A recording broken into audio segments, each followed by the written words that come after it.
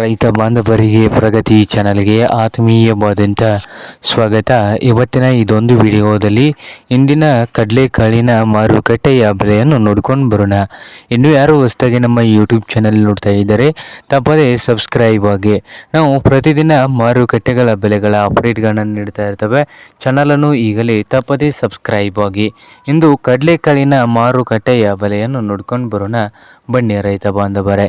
ಇಂದು ಕಡಲೆಕಾಳು ನೋಡೋದಾದರೆ ಬಾಗಲಕೋಟೆಯಲ್ಲಿ 5,000 ರೂಪಾಯಿದಿಂದ 5,400 5,000ದಿಂದ 5,400 ರೂಪಾಯಿವರೆಗೆ ಬಾಗಲಕೋಟೆಯಲ್ಲಿ ಒಂದು ಕ್ವಿಂಟಲ್ ಕಡಲೆಕಾಳಿನ ಬೆಲೆಯನ್ನು ಹೊಂದಿದೆ.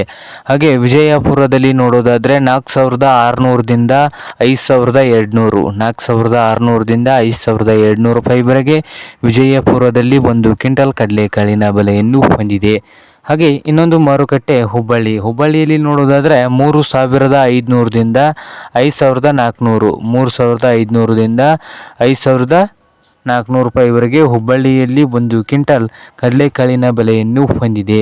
ಹಾಗೆ ಇನ್ನೊಂದು ಮಾರುಕಟ್ಟೆ ರಾಯಚೂರದಲ್ಲಿ 4,000ದಿಂದ ಹಿಡ್ಕೊಂಡು 5,300 4,000ದಿಂದ 5,300 ರೂಪಾಯಿವರೆಗೆ ರಾಯಚೂರದಲ್ಲಿ ಒಂದು ಕ್ವಿಂಟಲ್ ಕಡಲೆಕಾಳಿನ ಬೆಲೆಯನ್ನು ಹೊಂದಿದೆ.